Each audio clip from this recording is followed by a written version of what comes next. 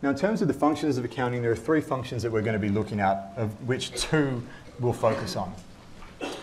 The first one is decision making, and the second one is contracting. Stewardship is in there for completeness. It's not one that we'll focus a lot on. So in terms of going forward with you guys, what you should be thinking about is, when I get a piece of information, when I get a financial report, how does this help me make a decision? When we look at the contracting point of view, we're also going to think about, well, where do accounting numbers fit in terms of contracts that exist? Now, this will become a little bit more clear as we go through it. So decision making first up. Now, investments, look, I would hazard that none of us here have unlimited amounts of money. If you had unlimited amounts of money, you probably wouldn't be here, so none of us are in that boat. When it comes to making investments, as I said, there's over 2,000 companies on the ASX. I can't put money and invest in every single company. So I've got to make decisions about where to put my money. And so there's an allocation of scarce resources there, which is, I suppose, my capital. Now, this all began sort of as background with industrialization, because pre-industrialization, it was mainly sort of small households making things. So it was, sort of small farms, it was, basket weavers. It was just the household unit that actually was involved in production.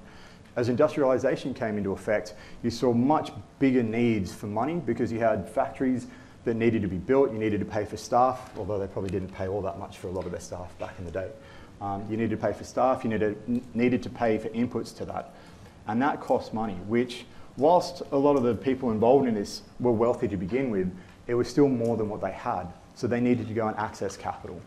And when you've got multiple people saying, look, I want to do this, and there's only a limited amount of resources being able to be put in, people need information to be able to do this. Now, it's not only something that we know happens, it's also what the regulators see as an important thing. So when we look at the Statement of Accounting Concept 2, from paragraph 43, general purpose financial reports shall provide information useful to users for making and evaluating decisions about the allocation of scarce resources.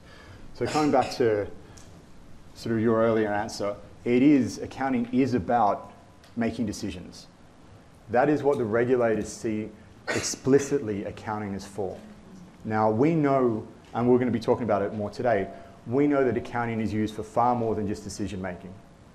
But as a little bit of background to myself, I actually came to UTS as an undergrad, worked at the Commonwealth Bank, did postgrad here, and last year, as may have been evident from some of the emails, I was working at the International Accounting Standards Board, who write the rules. So it's interesting seeing from them and talking to them about this. Even though there's arguments around the macroeconomic effects that standards have, they see what they do, and their job is just to make standards which help people make decisions. So it's just for companies to make transparent information to equity users. That is what they see the importance as. It's not contracting, it's not other things. It's it's explicitly around making decisions. Now, around information disclosure, so this is, okay, so you've got information, but how is this going to be disclosed, and what sort of things do we need? General purpose financial reports shall disclose information relevant to the assessment of performance, financial position, and financing, investing, including information about compliance. So you need to provide enough information so that people can make good decisions. And it's actually it's something that we will get to as we go through each of the standards. I just need to find it.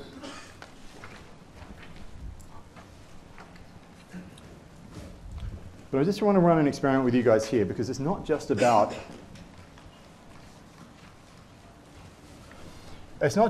providing information, because we can provide information. You can provide huge amounts of data, huge amounts of information, and that doesn't help people at all.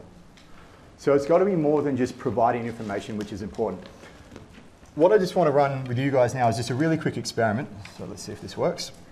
I'm going to show you a series of 15 letters, just all at once. I want you guys, without writing them down, I want you guys to try to remember them. I'll give you 10 seconds to have a look at them. There is a purpose to this. It's not just me mucking around. So hopefully this comes up. Oh, sorry, that's how we do it. All right, so that was about, can't see it now. So that was about 10 seconds. Who wants to have a crack? Yep.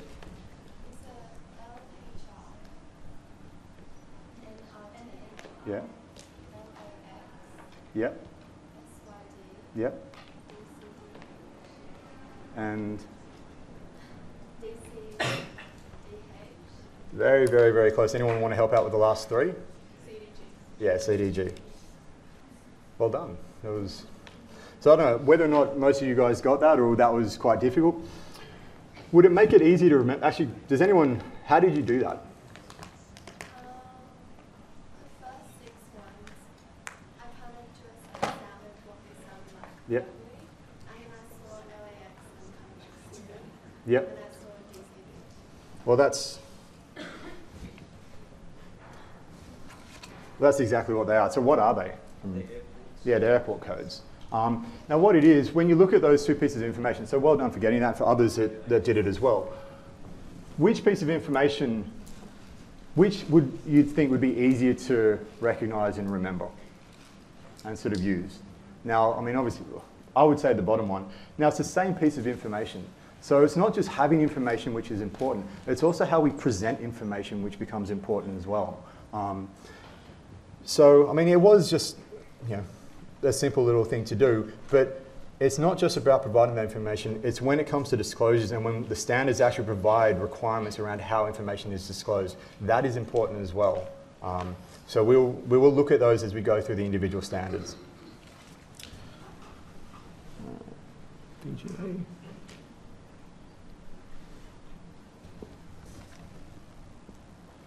Okay.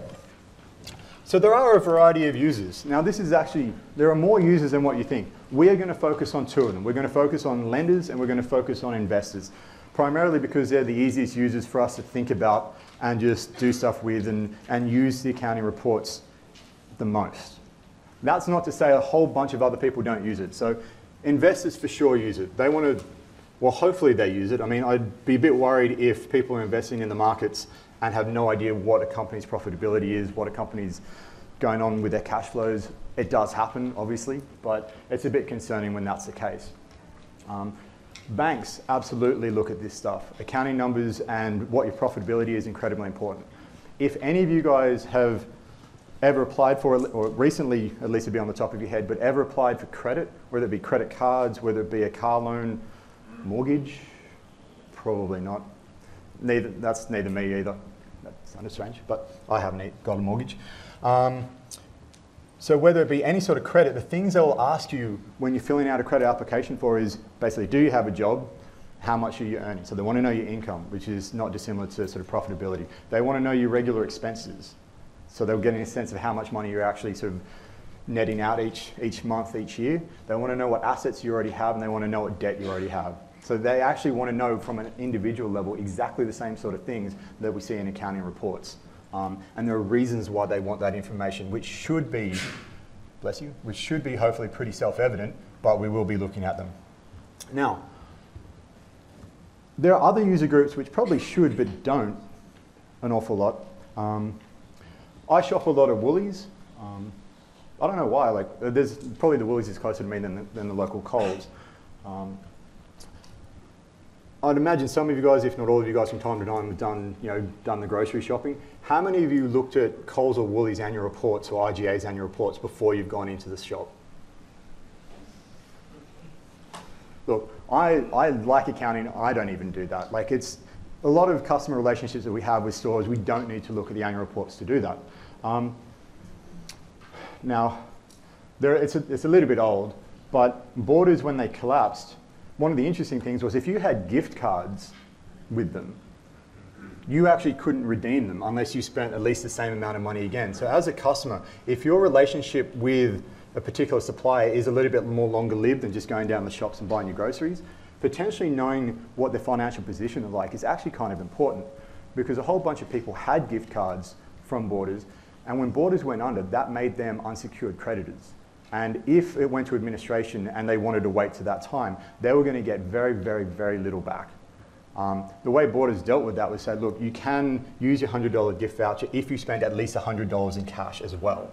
I don't know how well that was taken up. Another customer relationship, and this has been an interesting one over the last couple of years, is the music festival industry in Australia. We're coming to the end of summer, and I think there's one There's 1 or 2 festivals left to run.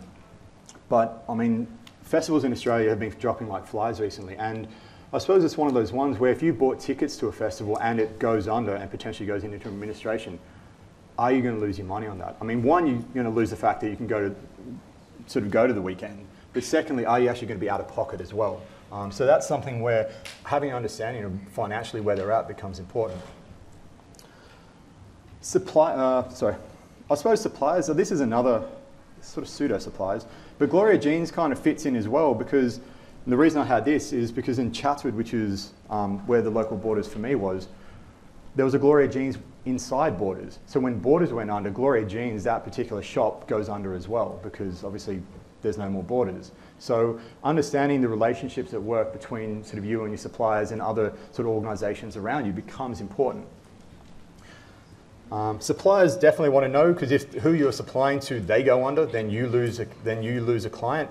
The government wants to know, potentially for tax reasons, which is not so much what we look at, which will make more sense towards the end of the semester. But think about what happened, and it was the downfall of I suppose one of the downfalls of the Labor government is when they started going after the mining companies with the Mineral Resource Rent Tax, the MMRT, whatever it's called, because they looked at what these miners were making and went, you guys are making a ton of money, we want some of that. So they definitely do pay attention to how things are going. This is from today. Qantas have lost a huge amount of money and they're going to shed 5,000 jobs. So for employees, knowing financially where your company's at, that can be a useful thing as well, because that potentially is your job on the line. And we are going to be talking at Qantas at length over the course of the semester, because they've done some really interesting things with their accounting. So we're actually going to get to that as we sort of touch on each of the key topics. But this is something where accounting does matter. So the decisions that we have for investors, buy new shares offered by the company. So if they go IPO, think about when Facebook went IPO last year. No, not last year, 2012. So they went IPO, and that was the first time we actually got a look in and saw how profitable that company was. And surprisingly, they actually made a lot of money. Now, I don't think it was profit, I think it was sales, but when they went IPO, so we didn't know anything about that beforehand, but they were making something like $1 billion in revenue. Now, quick question, how many of you guys use Facebook? Okay, I do. Second question, how many of you guys have ever paid Facebook for something? Or are you just putting your jumper on? I've never paid Facebook for something, and this is an area, this is a sort of a stream now that they've gone public, that they need to increase growth, that they're pushing these things. I keep getting asked to boost my posts, which I'm not paying $5 to send that around to a few more people. So, obviously people are doing that, but we need to know how the company's going. I don't really care that they've got 900 million users. I want to know how much money they're making if I'm going to invest in them. Or where they're potentially going. That's what I want to know. You can buy shares which are currently available, so just on the markets, so currently outstanding shares, or if you have shares, you can sell them. So those are kind of the 3 decisions that you can make. With lenders, will you lend money to someone? That's pretty much the be-all and end-all of it. So will you lend money to someone? And if you do, will you attach conditions?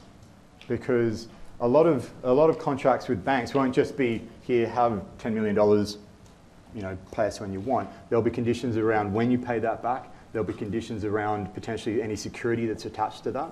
There'll be conditions about the interest rate. So if you're riskier than someone else, they will charge you a higher interest rate. And then that begs the question, how are they judging risk? And numbers that are used for judging risk are often around leverage. So we'll have a look at those. Are there any other conditions involved? So how is it used? Look, at the end of the day, people being self-interested, they want to at least, at worst case, not lose their money, and at best case, they want to make some money. It is as simple as that. So the question for you guys, and we're not going to directly answer this right now, this is for you guys to think about, and we will touch on these as we go through the semester. But for you guys to think about over the course of the week, what information does accounting help provide in relation to answer those questions in relation to revenues and expenses? So if you're looking at a profit and loss statement, how does that help? If you're looking at the balance sheet, how does the level of assets, liabilities, and equity have? How does that help? And with the cash flow statement, which is the last thing that we'll be doing, how does knowing that not just that you've made X amount of cash, but that it's partly operating, partly financing, partly investing, how does that help?